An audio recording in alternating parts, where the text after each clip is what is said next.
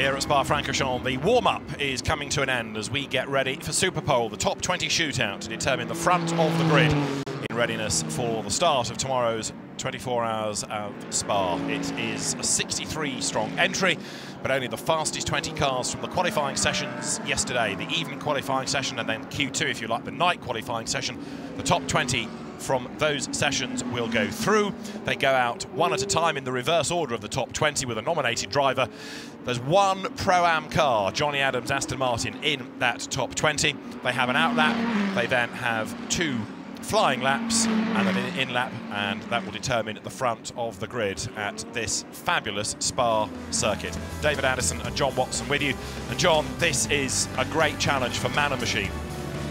It's a long challenge, that's for sure. It's 24 hours, and if you don't get to know this circuit in that 24-hour period, well, you're never going to learn it. But it is a classic road circuit, which is now becoming, in a sense, a permanent circuit as we go down the Camel Straight, the quickest part of this racetrack. But it's an inclining straight. You get up to just under 270 kilometers per hour, probably a little bit more for one or two cars. Then the plummet down, you're coming down the other side of the valley, dropping downhill into Pouhon.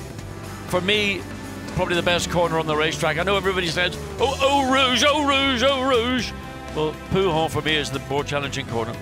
Then down to the bottom of the circuit, the Paul Frere curve, you begin to climb back up through the magnificent Blanchimont. Used to be a massive challenge, still is, but not quite the challenge it was in the past. And then the last few hundred meters up to the bus stop chicane. Not a great sequence of corners, but it is what it is. You've got to make the best of it because it's the speed off turn, the final turn.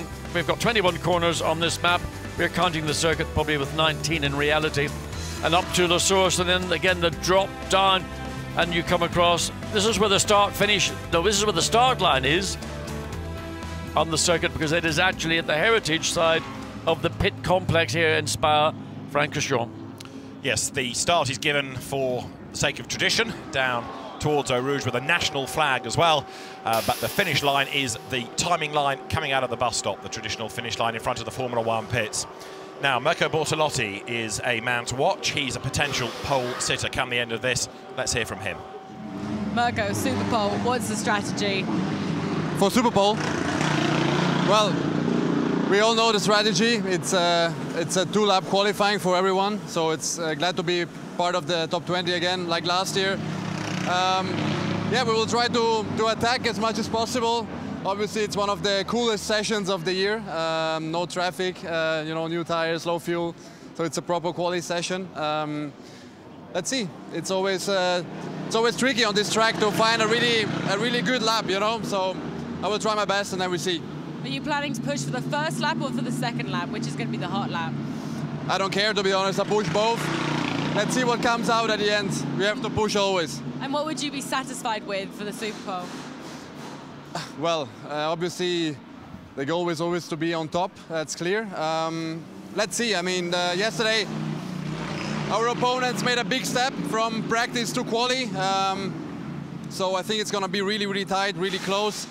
And if everything works, you know, perfectly, we can hopefully be in the top, let's see, 5-6 positions. That would be great. Good luck. Thank you. There's been something that's been going on in the background, which obviously Mirko Bortolotti didn't enlighten us within, but we've just seen the end of warm-up, and the 75 Audi driven by Clement Schmidt has gone 0.4 of a second quicker than the time we saw from the 90 Mercedes of Marcello. Both the Audi and the Lamborghini share common platform, common engine. It's a 10-cylinder, narrow angle. It's quite a tall engine, weight high up. Traditionally, the Lambo and the Audi would run a little bit more camber on the rear wheels. But because there is concern that they may be putting the tower under extreme load, they're having to stand those wheels, the rear wheels in particular, more upright to ensure that they don't put an additional load into those rear tires. The consequence of doing that is the car is a little bit more tricky to drive in the race setup. I wonder, looking at the times from the warm-up, have Audi reverted to what they would use, let's say, in a normal 1-hour sprint event, where there isn't these kind of issues that arise? And I would assume that Lamborghini might be doing the same thing. So keep an eye on Audi, keep an eye on the Lamborghini, because they may well be further forward than we were seeing them do last night. If you take the Sprint and the Endurance Cups together, it is Mirko Bortolotti, from whom you've heard, and Christian Engelhardt, who are the championship leaders within the Blancpain GT series. And of course, in this event, you get points at the 12 and the 18-hour mark, as well as at the end of the race. Maxi Bouc and Franck Pereira are second. Vincent Abril equal on points with them, ahead of Maxime Soulet, Andy Soucek, and then Stuart Leonard and Robin Frens, who have all driven separately, of course. 2 Bentley drivers, 2 Audi drivers. Andrea Caldarelli comes next, an endurance racer for Lamborghini. Jimmy Eriksson and Marcus Winkelhock 8th and 9th in the overall standings. Of course, there's a separate sprint and separate endurance points as well to think about in due course. Victor Scheiter, David Arrigo, Miguel Molina have worked well together. Will Stevens missing this weekend, but he is 11th after a sprint race win at Zolder, ahead of Danny Juncadella and Felix Sarales. So we have a 30-minute time period.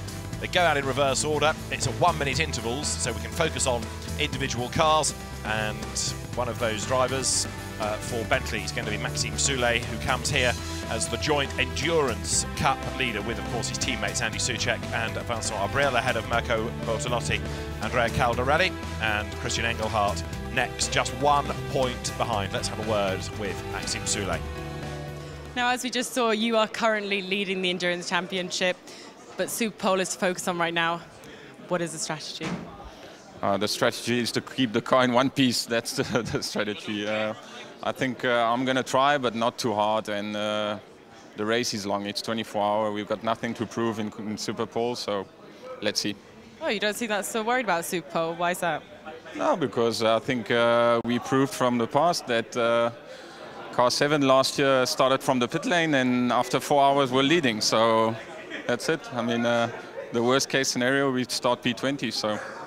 Rightly said, anything can happen during a 24-hour race. Good luck. Thank you.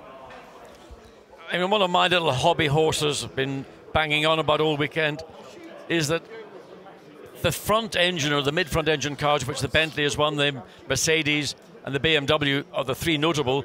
We've got Nissan, we've got Jaguar, and I'm sure of somebody else I've missed.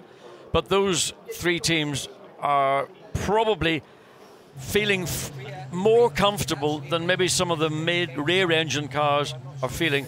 But it will be a temperature related thing, and right now the temperature we saw on that weather chart is just below 19 Celsius. Certainly the track appears to be quicker than it was at this time last night, judging by the times that we saw coming from the warm-up. So I would expect to see somebody in Super Pole with a car set up, new tyres, low fuel, maximum attack, to get into maybe a 2 minutes and 17, maybe a high 2:17. Pretty impressive if that could be delivered. Absolutely right. The track is dry. Temperature is certainly cooled of late, and there on the pit apron, the cars that will be, some of the cars, good to go. Of course, it is this long combined pit lane, the top pits, the Formula 1 pits, the endurance pits down near the old start and finish area. Looking back down from Les Combes, it was the scene 12 months ago, that area of Kevin Estre coming out of the pit lane after another drive-through for track limit abuse and colliding with a Ferrari and bringing barrier damage and a lengthy safety car period early on in the race. James Collado for the Kaspersky Ferrari team. He will do driving duties in 55 in number 50, the redoubtable Alessandro Pierguidi in the other AF Corsa car there. So it's just one driver nominated. So Jamie Green will go first, Christopher Hasse next for Audi, for Porsche, Laurens Vanthoor, then René Rast, Stephen Kane and Kelvin van der Linde in the first 5 cars. And of course it's going to be Frédéric Verviche, the penultimate driver. Let's hear from him. Frederick, now you proved how quick you were yesterday. Can you keep this up today? I mean, yeah, let's try. I mean, yesterday was very good, and today is another day. The car feels good, but it will be very tight, and it's all about not making mistakes. So I'm looking forward to it. And where would you like to come in the Super Pole? Top 20. Thank you. Good luck. Well, he wasn't going to say outside of the top 20. I mean, I can guarantee that. Well, he's second at the moment, so can he improve? Can he find the time to go ahead of Raffaele Marciello? How similar is it going to be as an order compared to last night? Because, of course, now temperatures are a bit different. A lot more rubber has gone down, and it's been a good dry day here. We had some overnight rain at the start of yesterday morning from Wednesday night. Just carrying on with who's driving what, I'd mentioned, I think, Stephen Kane going out in Bentley 7, Kelvin van der Linde in his Audi, Clement Schmidt for the second ISR car, Alessandro Pierguidi, Philippe Eng, BMW, Albert Costa, Jaguar, Franck Pereira in 84 Mercedes, not Maxi Buch, interestingly. Lucas Ordonez there for 23 Nissan. Johnny Adam, of course, in the number 97 Pro Am Aston Martin. Jordan Pepper in the yellow Abt Bentley. Mirko Bortolotti, from whom you've heard, Lamborghini. Maxime Soule in number 8 Bentley. Danny Jonquilea in 88 Mercedes. James Collado in number 55 Ferrari. Number 2 Audi, Fred Verviche. And last night's fastest driver, Raffaele Marciello, will do the driving duties in number 90. So, Jamie Green, Audi DTM driver in the WRT run car. Vincent Voss sprints across the pit lane. Jamie will go first. This kind of qualifying, not uncommon to Jamie. It's something that, in a fashion that the DTM has had, that sort of multi-part qualifying and the need to go and do a very short run. So it's 2 laps. And out he goes. You have a few seconds grace either way, but you're given an allotted time to leave the pit lane. His is at 19:32. It is 19:31 and 22 seconds now. So it's all orchestrated so that he breaks the timing beam just about bang on cue, blasts out, does an installation lap, 2 flyers and an in-lap.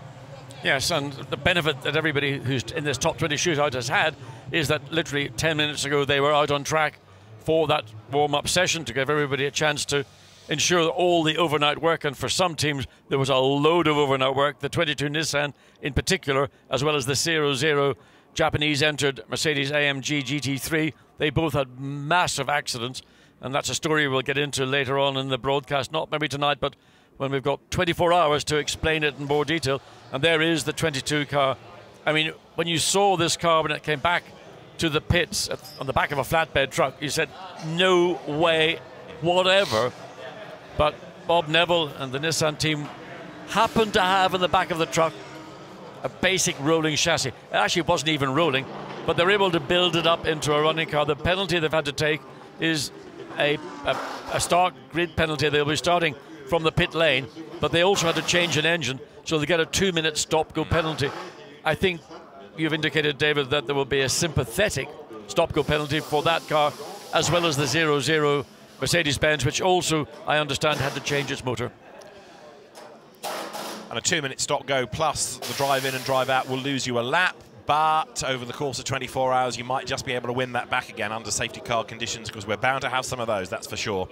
And as André Lotterer and Dries Van Thor discuss live down at WRT, the Belgian team eager for another victory here if possible. So Jamie Green is out on track then, and Jamie, of course, will offer up the target time, the car that he shares with Stuart Leonard and Jake Dennis. Interesting mix of drivers, that.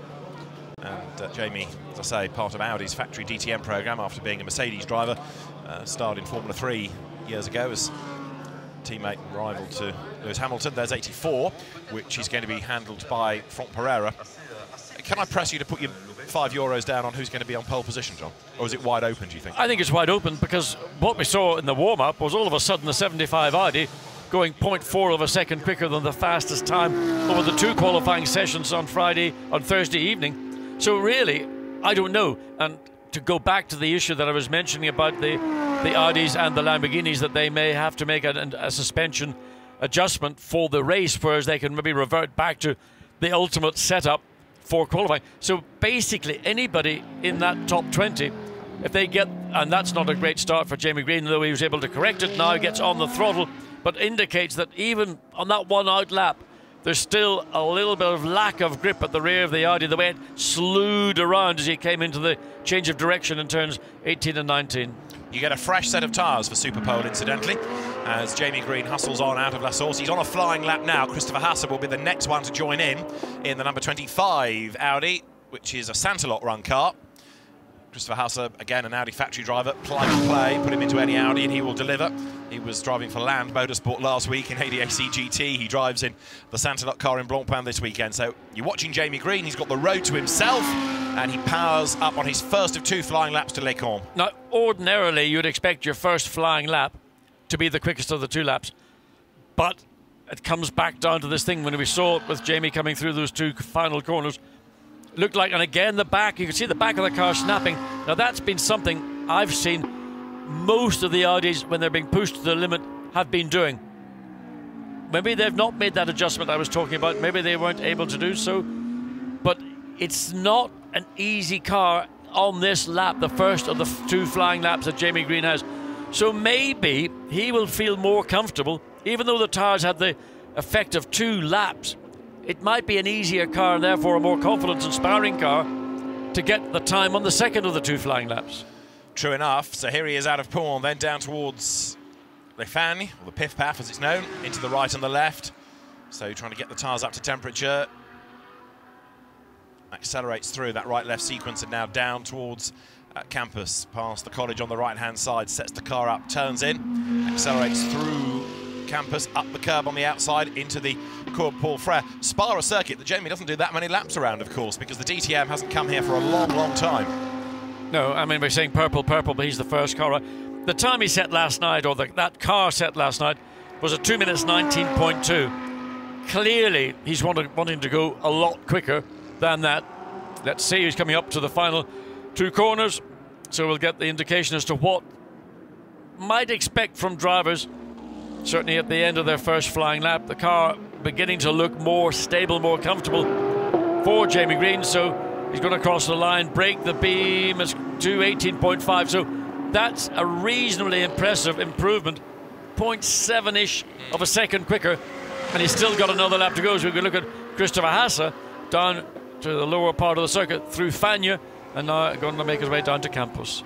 So he's on a first flying lap. Jamie starts a second flying lap now. Christopher Hasse in this ultra-smart Santilot car, getting away from its white and blue colours. He powers his way a bit up the curve and a bit scrappy out of campus into the Cours Paul Frere. But Hasse, who knows this car inside out, now really pushing. Personal bests in first and second sector, no purple. So right now Jamie Green is the quicker of the 2 Audis that are currently on track. Jamie Green on a second flying lap, and we need to try and get a look at the timing and scoring screens to see if there is any indication of any improvement. So again, Hasse having the same fundamental problems at the conclusion of that opening lap. The car pivoting or rotating around, the nose and the back end being kind of dragged around. So a 2:18.783 for Christopher Hasse. The real one to watch now, though, is going to be Laurens Vanthoor in the Porsche. There he is, because he's gone quicker than the 2 Audi drivers in the first sector. Vanthoor in his first season as a factory Porsche driver, having been with Audi for so long, winner of the FIA GT World Cup in Macau last year, but now moving to Porsche for an attack in America and in the 24 Hours of Le Mans. Absolute best in Sector 1, obviously a personal best in Sector 2, but he is a 10th, give or take, down on Jamie Green in the middle sector. So at the moment, the time he's aiming for is a 2:18.5. Looks a pretty big commitment to me from Laurens Vanthoor, running wide, coming through the exit of campus.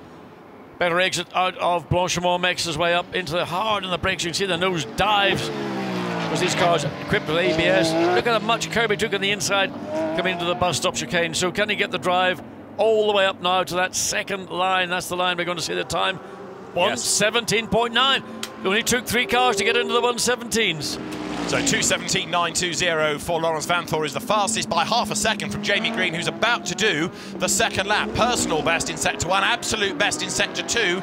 So it's a 2:17.9 to beat. He's not going to do it. It's a 2:18.414. So he's fractionally quicker than his first lap.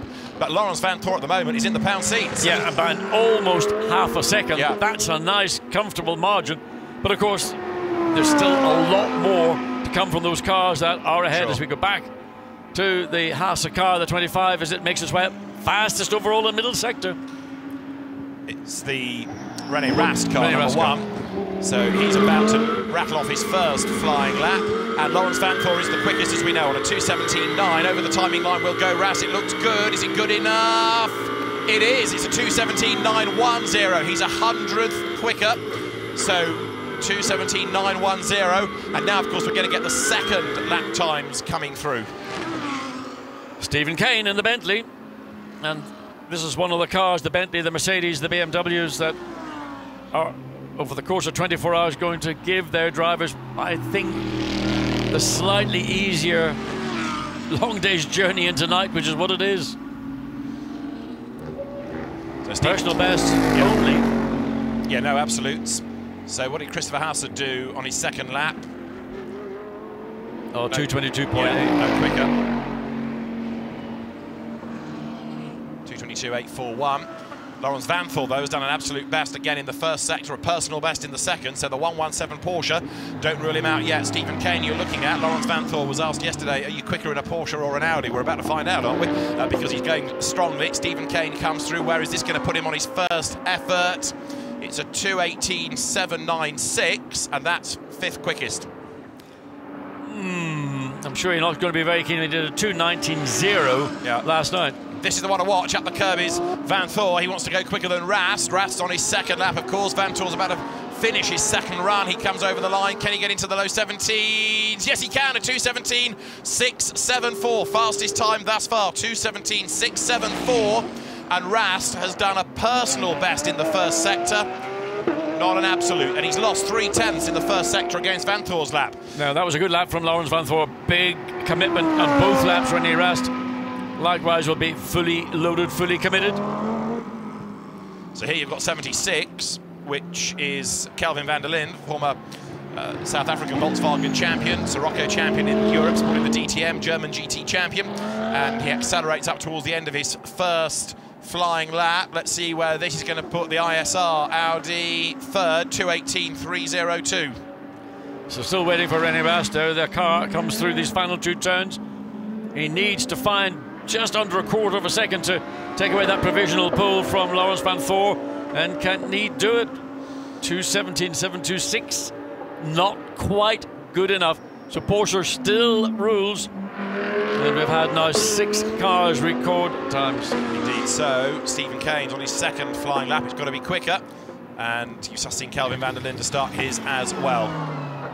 So here, down towards the bus stop, comes 25. That's Christopher Hassler, who is heading into the pits. Done his 2 laps and is, at the moment, 5th fastest. But I fear will tumble as the session goes on. So here is 75 then. And this is Clement Schmidt, who was good in that warm-up session in the very smart black and red. Again, a different livery for this event for ISR, the Czech team. Where's this going to put him? It will be third, 2:18.047. So it is Vanthoor, Rast, Schmidt from van der Linde, Green, Haas and Kane. So Stephen Kane, number 7, 7th, slowest at the moment, but I suspect he's about to improve with personal best. He comes across the timing line and he goes 5th fastest on a 2:18.347. So maybe ultimate speed, something the Bentley might not have in this top 20 shootout. Nevertheless, as we heard Maxime Soulet, really it's a 24-hour endurance race, or as I'm describing it, as a 24 one-hour sprint races. As we watch the 50 Ferrari make its way up, no, it's not James Collado in this case, Alessandro Pierguidi. That's right, in the yellow AF Corsa Ran Ferrari. James Collado will see in due course in the Kaspersky Ferrari with the Italian tricolour across it, but over the timing line and 7th. That's a fairly modest lap by Pierguidi standards, isn't it? 2:18.530. More to come on the second run, assuming that Ferraris have got the pace. Here is 76. Now this is Kelvin van der Linde, who is down in the middle sector. He did a personal best, was slower in the middle than he was on his first run, and he's about to come up towards the timing line. So van der Linde needs to find really 3/10s, but he, on that lap, drops to 4th. That was a 2:18.164. It was slightly better, but still doesn't really get him up to the sharp end. No, it's just half a second down on that provisional pole. As we go down, you can see the 99 BMW. It's making its way up. Personal best, personal best. If you get 3 personal best, you can still record the quickest overall lap. It just depends if those ahead of you has got 3 purples. 3 purples will give you the quickest lap. 3 greens can be pretty good. So the wheel of 99, Philippe Eng, winner last year, of course, with Maxime Martin and Alexander Sims. Interesting, isn't it, that it's not the Belgian driver given the chores, it's Philippe Eng, who's all sideways on the throttle coming out of the bus stop. He goes over the timing line, and that is a 2:18.692. That's 8th of the 9 that we've had so far. 2:18.692 is modest, and up the curb and sideways here in 75, pushing is Clement Schmidt. Now at the moment, he is 3rd fastest. He goes across the line, and that last lap is a 2:18.265, so actually he's gone a bit slower. Yeah, but he was, I think, overdriving as the consequence of just pushing a little bit harder, so the time didn't come, so slightly disappointing for Clement Schmidt. Certainly his performance in warm-up was very, very impressive, very strong, and he maybe just was pushing and overdriving is often the consequence of a qualifying session. The Emil Frey Jaguar now. This is the 14 Albert Costa entry. Albert Costa rumbling his way up to the timing line. Anything in the mid-17s is good at the moment, and that is an 18.3, so 6th fastest for Albert Costa. So what can we get from Alessandro Pierguidi on the second lap? He needs to find something better than a 2-minute 18.3, and well, he almost identical time to his first flying lap, so it consolidates his position currently. He moved up fractionally in 5th place, just ahead of the number 7 Bentley. Found a 5th of a second, didn't he? Now look at this from Franck Pereira. Personal, obviously, but an absolute best. It's purple that you've got to be looking for now. An absolute best in the middle sector. So Franck Pereira in the first Mercedes that we've had a look at in Superpole, coming into Blanchimont now. Flat through the corner, is he? I would think that's about as flat as you can get. Difficult. We don't get the onboard sign, so we can't quite tell if he was flat, but certainly Franck Pereira, big commitment. A little bit of overdriving in the middle of the chicane, that will have, or the bus stop, will have lost him a 100th or 2 of a second, but is it going to be quickest overall? No. 5th fastest, it's a 2:18.290 then, so Franck Pereira 2:18.290, but there's more to come. Now this is Philippe Eng's second lap. His first was an 18.6, it's got to be better. Comes up towards the timing line, so at the moment, Philippe Eng is 10th, 2:18.692 to beat, a 2:18.127 puts him 4th then, 2 minutes 18.127 for Philippe Eng as he goes across the timing line. So it's Vantour, Rast, Schmidt, Eng, van der Linde, Pereira, Pierguidi, Kane, Costa, Green, the top 10. Really, it's only René Rast that's challenged Laurens van Voor so far, because 3rd place Clemens Schmidt is actually 3.3 of a second behind. It sounds nothing, but as far as drivers are concerned, a little bit loose coming out of Blanchimont for Lucas Ordóñez. Just while you're watching him at the bus stop, let me tell you that the absolute best in the first sector has been done by Johnny Adam in the Aston Martin. We'll come to him in a minute. Let's get Ordóñez over the timing line. 23 Nissan then goes through and goes 4th fastest. 2:18 for him. So 2:18.864 for Lucas Ordóñez. Albert Costa's done an absolute best. Fastest overall in 2nd sector. So a good run from... Now this is going to be in the top 3. Well, it goes 3rd. Yes, great run. 2:18.012 then for Albert Costa. Right, where's Johnny Adam got to? Absolute best sector 1. Here he is then, the Flying Scotsman in the Aston Martin, the Oman Racing Team car. Class winner at Monza, fastest lap of the race. Class winner at Le Mans this year, Johnny Adam, and the only Pro-Am car in Superpole. Absolute best in the first sector, and a 63.4 in the middle is good, but he has given away a little bit of time there. Nevertheless, this is by a country mile the quickest Pro-Am entry. Johnny Adam is the pro in that car, very strong driver lineup. And let's see what the Scotsman can do as he comes up into the bus stop chicane. 18 or a 17, what do we think? I'm going to give him the benefit of the doubt and say a high 17. He'll go 3rd quickest. Okay, let's see. He comes up towards the timing line. 16, 17, 60. He goes 2nd fastest on his first run. Identical time to Laurens van Voor. Absolutely identical. But because he did it after the Porsche, he goes 2nd quickest. Amazing, absolutely amazing. To the 1,000th of a second. It's a tie on time. Vantour's 2nd lap, matched by Johnny Adam on his first, but at 2:17.674 for both of them.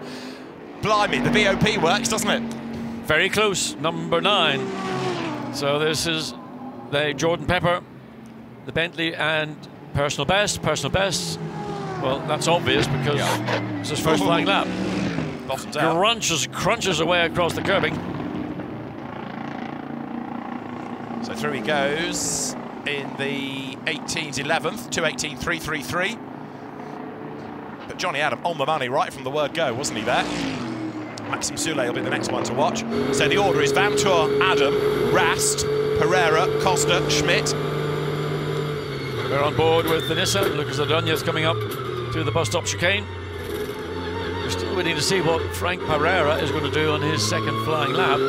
He did a 2:17.859 and he went 4th fastest. Here's the Nissan. Over the timing line goes Ordóñez, and it's a 2:22.216 on his last lap. So here's the man, Mirko Bortolotti.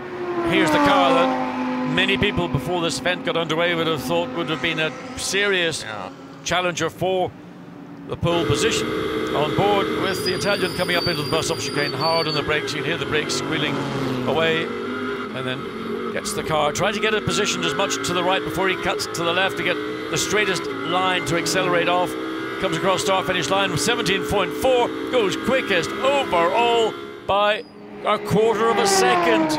And that's on his first lap. Johnny Adam has backed off on his second. It's not as quick, so he's back down to the second row of the grid. I mean, it's still fast, don't misunderstand me, but it's not as good as his first lap.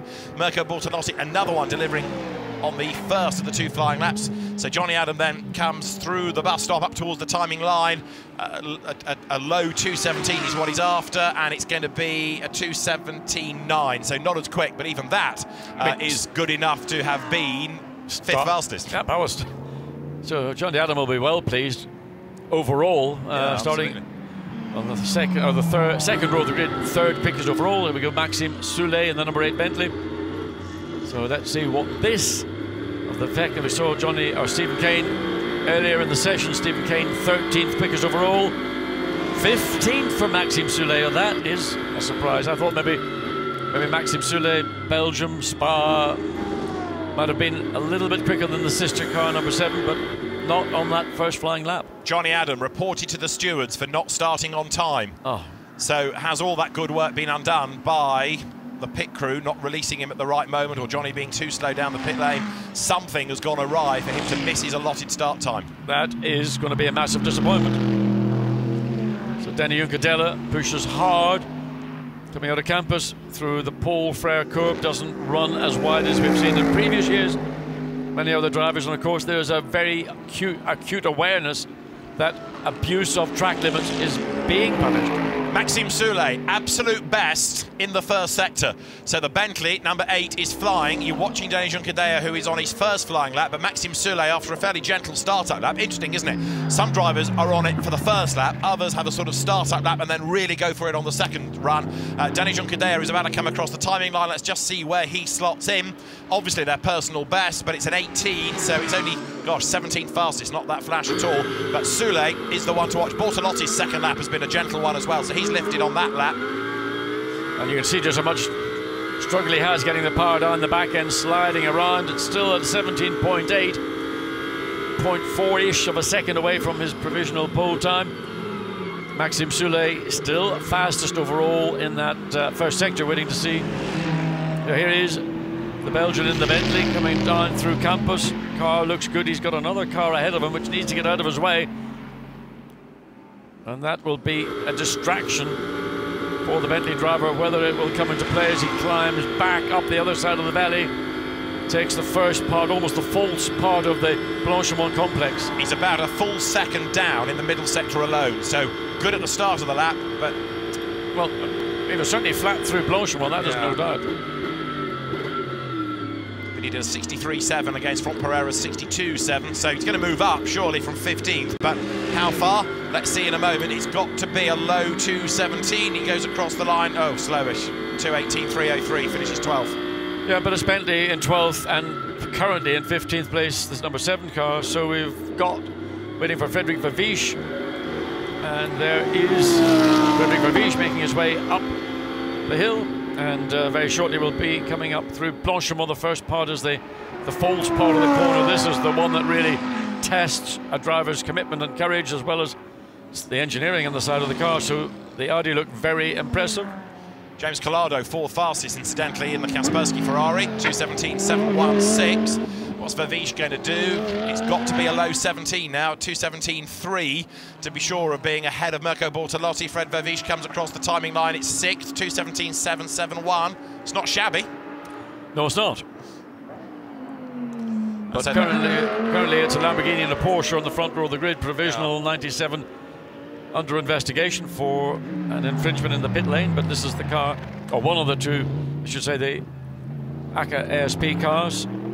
Juncadella, his second run, he's 19, so he's got to improve on this. 2:18.8 to beat, and he does by 4,000, so he stays 19th fastest. Raffaele Marciello, absolute best in the middle sector. So yesterday's fastest driver is just now setting the timing screens alive.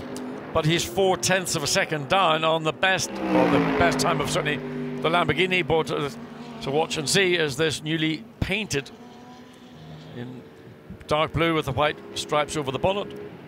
So Marcello, who was pretty much dominant in the first part of the 2 qualifying sessions, and then the second part as well on Thursday evening, comes across the line now, but only an 18.4. Interesting. Where has that all gone to? Yeah, good middle sector. 18th quickest. It's 1 more lap to go. He has indeed. So at the moment, it's Tony Juncadella who is the slowest, having been pushed down the order. James Collado here has gone quicker on his second run hitherto. The sector's better than on his first lap, so into the bus stop, flicks it right, flicks it left, up towards the timing line. We're aiming for a low 17, remember, to go ahead of Mirko Bortolotti. 15, 16, 17, 3 is fastest! 2:17.390 for James Collado. Provisional pole position. What can Fred Vervish do about all of that? He is on a personal best in the first sector, but he's 2/10 down on James Collado, and he's dropped time in the middle sector. Collado is looking safer at the moment. Absolutely, and that was a stunning lap. He just caught the very tail of it as he came into the bus stop chicane. So James Collado may be catching a lot of the teams unaware with a stunning lap of 2:17.3. I thought maybe a middle or high 2:17 would be the time to secure a pole position, and that was probably half a second out. So here's Vervish, not convinced about this because he's down in that middle sector. So we need a 17.2 and it's going to be a 17.6. So third fastest is still not bad at all, but it's not going to be the front row. 2:17.630, then he's a 10th quicker than his first run. So there's applause for that from WRT, but there's this man still to come. Raffaele Marciello then in the Mercedes, and he's done a personal best in the first sector. Is it good enough? It's not an absolute, it's only a personal. He's got to string this together. I mean, that time in the first sector, maybe a personal best, but it's certainly off the pace of other cars that are currently in those provisional front 2 rows of the grid, and nothing amazing in the middle sector. So for the young Italian driver, maybe it's not going to be a front row start to this year's 24 Hours of Spa. He's down in that middle sector as well. He's a 10th down, so unless it's an absolutely ripper final sector, Marciello isn't going to get pole. The other question is, will he even be on the front row of the grid? Collado and Bortolotti, the provisional front row. Raffaele Marciello is the last man up to the flag. It's a 17, it's an 18.298. 13th fastest, 2:18.298. But that is not what the team anticipated, I don't believe. He was quicker than on his first run, but it means that James Collado puts the Ferrari onto pole position with a really impressive lap. Stunning lap. I don't think anybody in the pit lane was going to look to Ferrari to take that pole position away. They were looking at, and what's that? What's he going off? What's all that about? Gets pick up on the tyres for the weight, maybe, for scrutineering. Just adds to the base weight of the car. That used to be an old days trick. I can't imagine they're running so close to the limit that would be the need to get another few grams or ounces of rubber on the tyre, but certainly joy in the Kaspersky garage to see their car, and that's a strong driver lineup. Yeah. Everybody's celebrating all James Collado's hard work behind the wheel, but as you say, it is a good team, a great team, Amato Ferrari's squad. A, of course, operates the Kaspersky Ferrari, and James Collado, another of the many drivers on this entry list that's come from single-seater racing into GT racing, and underlining why he is well regarded. And you can well imagine that Pastor's going to break out all over the 55-car garage. Well, we'll have a look through the order in a moment, but James Collado then by a narrow margin to take the top time come the end of that session. Let's hear from his co-driver, Giancarlo Fisichella. The boys on pole, you must be happy with that. Absolutely. It's a great performance by James. He did a fantastic lap. I think he lost a little bit in the last chicane, but the first sector and the second sector was perfect. We did a great job because there was a very good car balance. And I'm pretty happy for us. I'm pretty happy for the team. But it's just the beginning. So tomorrow will be the big day. Now, you were saying James could have pushed a bit more in the end sector there. Do you think he can go faster? I don't think so. Today, James did a fantastic job. So it's great what he did. We are on pole, and it's very good. There isn't a better place to be. Good luck for the race tomorrow. what actually Giancarlo was saying was in the final chicane, the bus stop chicane, and I picked it up in the commentary, when he turned in, the back end did slide, and that's where he may have lost that little extra tenth of a second. So 57 thousandths, James Collado ahead of Mirko Bortolotti. Now Fred Vervish third is under investigation, his second lap for track limits. So it could be that he doesn't start third on the grid ahead of Lawrence Vanthoor. Fifth quickest was Johnny Adam. He's under investigation as well for not leaving the pit lane on time ahead of Rene Rast sixth, Franck Pereira seventh, Albert Costa eighth, ninth fastest Clement Schmidt, Lucas Ordóñez 10th, 11th Philippe Eng, and 12th was Calvin van der Linde. Those are the times. You can see how narrow the margins are between all of those top dozen out of the top 20. But a great effort by James Collado, and 57 thousandths on the lap this length is mighty impressive indeed. It's showing once again just how competitive GT3 racing is, and great job done by James Collado. 13th fastest in the end, yesterday's fastest driver Raffaele Marciello ahead of the number 8 Bentley Maxime Soulet, 14th, 15th Alessandro Pierguidi in the second of the AF Corsa cars to get into Superpole. Then Jordan Pepper in the Abt Bentley ahead of Stephen Kane, Jamie Green 18th, 19th fastest Christopher Hasse, and 20th Danny Junkadea. No further action to be taken, incidentally, against Fred Vervish in Audi number 2 for third fastest. James, a massive congratulations. You must be so happy. Over the moon. I mean, I didn't think pole position was possible, but I made a really, really good second lap. Car was just unbelievable. The team are doing a great job so far. The chassis is working really well. So, over the moon, and apologies for my voice. I'm a bit sick, but yeah, don't worry. Yeah, we're looking forward to the race. That's the main thing. We need to keep the car clean and push, push, push.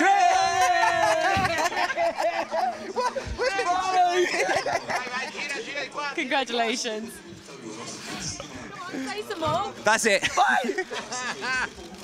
The picture says 1,000 words, doesn't it? I mean, There's the emotion of the wonderful? team. That's the essence of the spirit of, first of all, working with an Italian operation. You've got 2 Italian teammates, and it's just, you know, sometimes motorsport lacks that kind of just sheer emotion. We saw that back at Paul Ricard when the number 8 Bentley won. Maxime Soulet, the team, they just joined hands. They danced for about a minute solid in Parc Fermé, and I mean, okay, they didn't do a dance here in the pit lane, but they came around and gathered James up. I mean, it was a mega lap, even in spite of that little moment in the final chicane. So Fred Vervish comes along. So, I mean, what can you say? A great qualifying. Absolutely. Excellent effort by James Collado. So provisionally, it'll be James Collado, Marco Ciocci, and Giancarlo Fisichella's Ferrari on pole position. Now, they'll be on pole position tonight, but I don't know what it'll be for. The fans have done for the day. It's time to gather up the deck chairs, what's left of the supplies of beer and frites, and head for home. Now, Mirko Bortolotti vanquished by 57 thousandths of a second. Let's hear next from the Lamborghini driver. Second fastest at the end of Superpole. Mirko, very, very, very close. Disappointed or happy? I don't know if I should be happy or disappointed. For sure happy. It's a good starting position. It's such a long race. But obviously would have been great to be on pole here at Spa. It was, honestly, to be honest with you, it was a perfect lap for me. There was not more in it. So credit to James, he did, you know, that little bit better. But it's so super close down here. So the smallest mistake would have dropped any one of us 5-6 positions. So at the end of the day, we have to be happy. It's a long race to go. I think we have a solid car, solid lineup, solid team. And yeah, if everything goes well, we can obviously have a, you know, have a chance to be on top for the race. That's the main thing. Definitely, well done, thank you. So Mirko Bortolotti then second fastest, and a look at the Lamborghini in replay as it came down towards the bus stop, hard on the brakes, front quivers just a little bit as he tries to get everything under control and then turn his way right and left through the bus stop. Now Fred Vervish third. I just mentioned the fact that there's no further action to be taken against him for track limits, so third he is. Frederick, that was so close. The competition is so tight here. You must be happy with third. Yeah, I mean, of course, everybody wants to be on the first position, but yeah, I have to be happy with third. The Audi is really great to drive at the moment, so I hope it just lasts, and I'm really looking forward to the race. It will be really tight. I think it was never so tight, so really looking forward to it. Now, did you know you were under investigation for track limits, but no further action has been taken? Ah, really? Really? Great, that's because, okay, perfect. Yeah. Got away with it. Yeah, okay. I would not know where, so I'm really happy. Yeah. Good luck. The other one that's under investigation is Raffaele Marciello. Little good did it do him if he was exceeding track limits, because 13th was where he ended up. Here in replay is the number 2 Fred Verviche Audi. This is the shot coming into the bus stop, so any track limit abuse tends to be at Raillon or at the exit of Blanchimont. But a great session and a great mix of car as well across that leaderboard, with all the different, or not all, but many of the different brands that we have here being represented within the top 20. Interesting that the top 4 are all mid-rear engine cars. Oh, in fact, in the case of the Porsche, it's rear engine car. And it's only the Aston Martin, the Pro-Am Aston Martin, that leads the mid-front engine cars. So that's in qualifying, but what we're going to see 24 hours is an entirely different race. Let's just have a look at some of the highlights of Super Pole. Every lap was a highlight, so I wouldn't propose that we rerun the entire session, but let's just pick out 1 or 2 of the really good laps. Of course, it was Jamie Green who was the first to go, and in the end, 18 fastest to 2:18.4. Little to gauge against at the time. Jordan Pepper was pushing on in the Abt run. Bentley, not one of the M Sport run cars, but from Hans-Jürgen Abt's team, and he would end the session 16th quickest as the teams put some cars in the warm-up out of harm's way. Cycle through 75 Clement Schmidt. Now, he looked good at the time, but 9th quickest he would end up. Franck Pereira perhaps disappointed with 7th in the HTP Mercedes, and the M Sport Bentleys flattered to deceive a little bit, didn't they, with Soule 14th and Stephen Kane 17th. Lawrence Vantor was the early gun in the 117 Timo Bernhardt team Porsche. Fastest, with a time equalled later by Johnny Adam. In the end, 4th and 5th provisionally, those two. Fred Verviche, 3rd fastest. Mirko Bortolotti had been top. He did a 2:17.447, but he was shaded just at the very end by James Collado, who got through 57 thousandths quicker at 2:17.390 to go fastest at the end of Super Pole. So Ferrari provisionally will start on pole position for the total 24 hours of Spa that will get underway at 4:30 local time tomorrow afternoon. And delight at the AF Corsa camp, James Collado taking an outright GT pole position. The Kaspersky Ferrari to start on pole at that part of the circuit tomorrow afternoon in front of the endurance pits. Mirko Bortolotti starting 2nd on the grid, the outright championship leader. As we mentioned at the start of Super Pole, you take the 2 elements together, both endurance and sprint cup, and he and Christian Engelhardt, who've made a good combination together this year, 4 points up on Maxi Bouc and Franck Pereira, with Vincent Abril from Bentley tied on points with them. Then Maxime Soule, Andy Soucek, Stuart Leonard and Robin Frintz come next, ahead of Andrea Caldarelli, with Jimmy Eriksson and Zolder sprint winner Marcus Winkelhock next in the championship.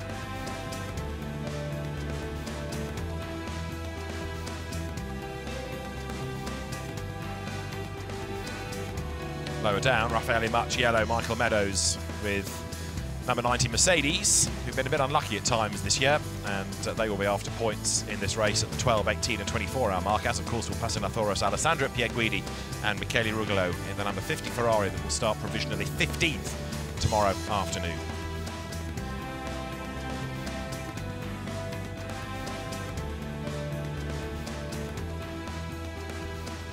So James Collado, a great lap. And frustration for 1 or 2. Of course, there are some teams that will now say, well, you know, it doesn't really matter, it's a 24 hours, it doesn't matter where you start on the grid, but there is pride at stake, and there's also keeping out of trouble. If you can get away and leave all the squabbling behind, then it does matter greatly that you're up at the pointy end of the grid. So, James Collado provisionally on pole position for the total 24 hours of Spa. From John Watson and David Anderson for now, goodbye. We'll see you tomorrow.